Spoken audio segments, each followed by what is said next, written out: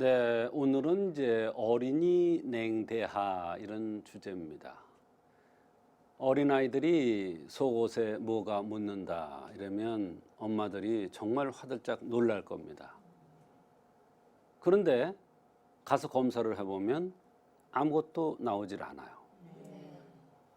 원인이 나오질 않으니까 대책이 없어요. 그래서 고민하다 한의원을 찾아오는 경우가 있습니다. 정말 그런데 이 어린이 냉대하는 상당히 많습니다.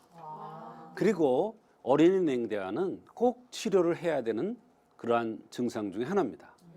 왜 그러냐면 냉대하가 계속 나오면 성장 발육에 문제가 되고 또 안에 있는 진액이 새 나오는 현상이기 때문에 면역력이 약해져서 자꾸 잔병 치레를 하고 제대로 성장할 수가 없고 제대로 생활을 할 수가 없습니다.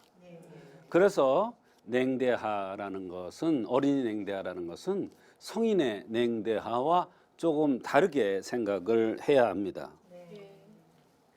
원래 냉대하라는 것은 질에서 나오는 분비물을 얘기하는데 일반적으로 배란기나 임신 기간에 양이 많아지거나 다양한 원인, 이게 문제입니다. 다양한 원인으로 양이 많거나 냄새가 나거나 색이 또 다양하게 나와요.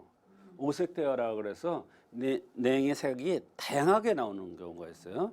큰 변화가 있으면 이상이 있다고 판단하는 것입니다. 그런데도 이런 현상이 성인과는 다르지만 어린이한테도 이런 현상들이 나타난다는 게 문제입니다. 속옷을 엄마들이 빠는데 빨아보면은 정말 많은 것이 뭐가 묻어서 불순물이 묻어서 아주 고민하는 경우, 냄새도 맡아보고 고민하는 경우가 참 많습니다. 그럴 경우에는 한의학적으로 반드시 치료를 해야 되겠습니다. 어린이 냉대의 원인은 면역력 저하가 가장 큰 원인이 될 수가 있고 자궁 발육의 미성숙도 하나의 원인이 될 수가 있고 간혹 잦은 항생제 복용으로 오는 경우도 있습니다. 그러나 적극적인 어린이 냉대하의 한의학적인 원인은 비장이 허한 겁니다. 이 비장이 허하다는 것은 일반적으로 사람들이 알기 어려운데 입술을 살짝 벌리고 있는 사람들이 있습니다.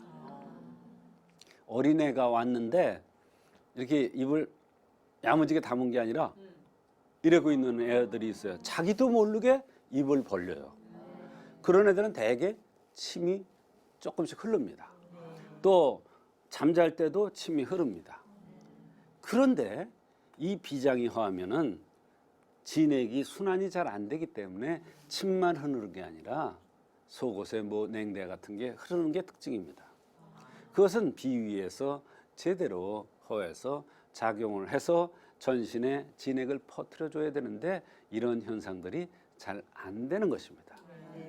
그 다음에 담이 허해서 오는 경우도 있습니다. 한의학에서는 간과 쓸개 담을 같이 봅니다. 근데 간이라는 것은 생식기입니다.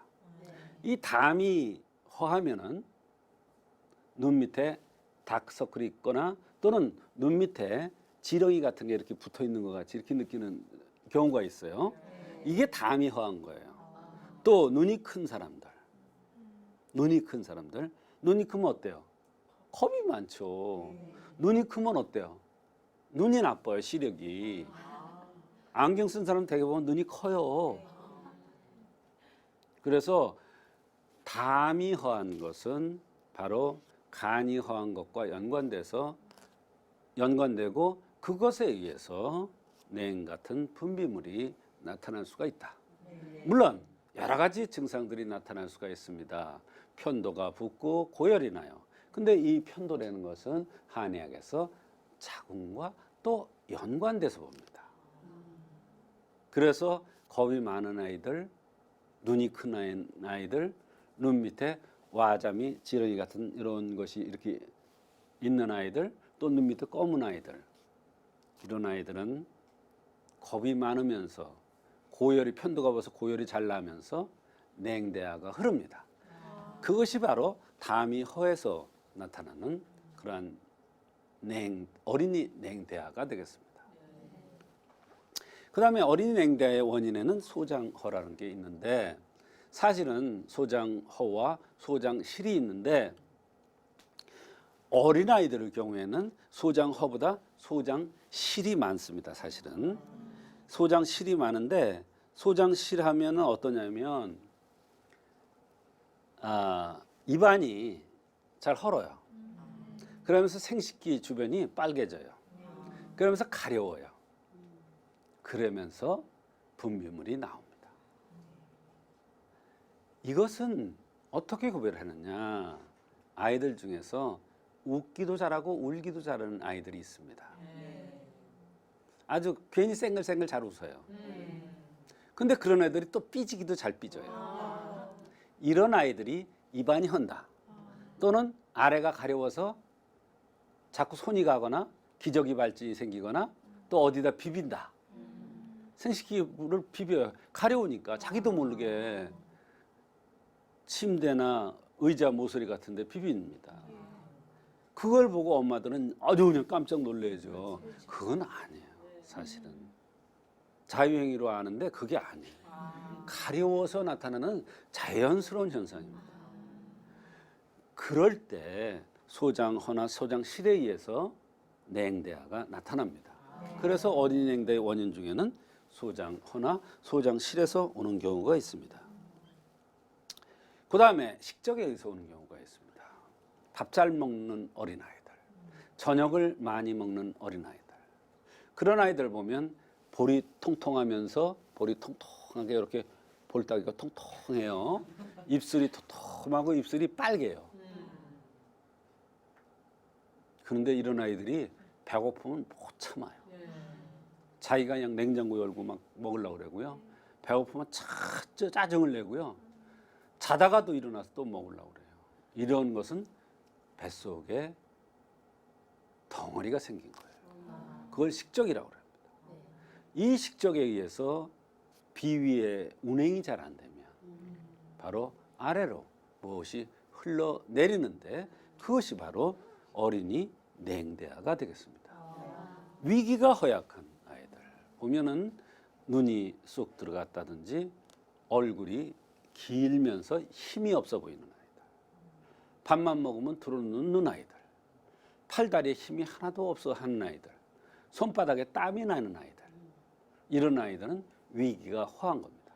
그러면서 밥을 잘 안 먹어요. 조금만 운동 후에라든지 운동하고 오면 지쳐서 들어누려고 그래요.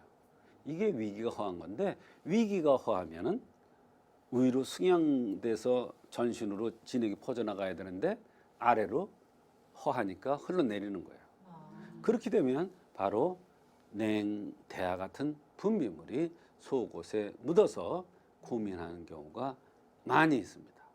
이런 경우에는 대변도 지릅니다. 소변도 잦으면서 참지 못하는 경우도 있습니다. 그래서 그런 증상들이 대개 동반되는 게 특징입니다. 그래서 원인에 따른 어린이 냉대아의 치료법은 비장이 허할 경우에는 이기승향탄 같은 또는 보비탄 같은 이런 약으로서 비장을 든든하게 해주면 침 흘리는 현상이라든지 자꾸 들어놓으려고 그러는 거라든지 자세가 나쁘다든지 냉같이 분비물 흐르는 이런 것들이 같이 좋아질 수가 있습니다. 말하자면 어린이 냉대아가 나온다고 항생제를 쓰고 뭐 이런 걸 쓰고 이래서는 안 낫고 그 원인을 찾아서 원인 치료를 해주면 정말로 신기하게 좋아질 수가 있습니다. 정말 많습니다. 이런 애들. 담이 허하면 눈이 큰 애들, 겁이 많은 애들, 편도가 부어서 고열이 나는 애들은 인숙산이라는 약을 쓰면은 바로 냉대아가 어린이 냉대아가 치료되고 소장허나 실에 의해서 신미도적산을 쓰기도 했는데 이때 이 약을 써서 소장이 좋아지면은 바로 어린이 냉대아가 치료가 됩니다. 어린아이가 혓바늘이 돋아요. 입안이 잘 헐어요. 구내염이 잘 생긴다 이런 얘기예요. 그러면 그런 애들 보면 대개 입술이 두툼한 것과 또는 입술이 얇으면서 여기가 뾰족한 게 있는데 입술이 얇으면서 뾰족하면 소장실에 의해서 오는 거예요. 또 입술이 두툼하면 힘이 없는 애들은 비장이 허해서 오는 거예요. 둘 다 어린이 냉대화가 있을 수 있는데 이기승양탕, 보비탕 또는 신미도역탕 같은 것을 구별해서 쓰면 치료가 된다 이런 얘기예요. 네. 너무 배고프면 못 견디는 아이들, 허겁지겁 먹는 아이들, 며칠 굶겨놓은 것처럼 먹는 아이들이 있어요. 이런 아이들은 가미육근자탕을 써야 되는데 이걸 써서 식적을 없애주면 바로 냉대화가 없어질 수가 있습니다. 네. 위기가 허약할 때는 이기승양탕을 쓰는데 이것은 냉대화만 나오는 게 아닙니다. 생리를 하게 되면은 생리가 오래 질질 끌거나 또는 생리가 아닌 때 하혈을 하는 경우 그럴 때도 이기승양탕이라는 약을 써서 위기를 좋게 해주면 바로 하혈도 멈추고 냉대화 같은 분비물이 없어질 수도 있는데 특히 어린아이들의 분비물, 어린아이들의 냉대화, 위기가 허약해서 오는 냉대화에 이기승양탕이 아주 좋은 약이 되겠습니다. 이와 같이 어린이 냉대화는 한의학에서 다양한 원인에 의해서 그 원인을 찾아서 그 원인을 치료해주면 근본적으로 어린이 냉대화가 한의학적으로 잘 치료될 수가 있는 것입니다. 의사의 처방만큼 환자 스스로 몸을 돌보는 게 중요하잖아요. 그렇습니다. 그런데 어린아이의 경우는 스스로 몸을 돌보는 게 어려울 것 같은데 그렇습니다. 부모님들께서 어떤 부분에 신경을 쓰면 좋을까요? 네. 자, 나는 텔레비를 보면서 애들 보고 텔레비 보지 말고 공부하라고 그럽니다. 나는 저녁을 많이 먹으면서 어린아이들 보고 저녁을 적게 먹으라고 강요를 합니다. 정말 우스운 세상이죠? 안 되겠죠? 네. 어린아이들은 부모를 그대로 따라합니다. 부부싸움 하잖아요. 그 싸움쟁이가 돼버려요. 또 저녁을 많이 먹잖아요. 똑같아요. 애들도 저녁을 많이 먹어서 결국은 병이 옵니다. 그러니까 우리가 의사는 제일 중요한 것이 그 병의 원인을 찾아서 섭생을 가르쳐줘서 그것을 지키도록 해주는 것이 가장 중요합니다. 물론 원인에 따라서 처방을 잘해서 병을 잘 고쳐주는 것도 중요하지만 잘 고쳐주면 뭐합니까? 섭생을 하지 않아서 생활을 제대로 하지 않아서 다시 병이 재발되는데요. 사람은 생긴 대로 행동을 합니다. 그래서 그걸 꼴값을 한다고 그래요. 생긴 대로 논다고 그래요. 마찬가지입니다. 그래서 어릴 때는 어떻게 해요? 부모가 아이들을 잘 지도해주고 잘 섭생을 해주잖아요. 똑같이 해야 어린아이들도 고칠 수가 있습니다.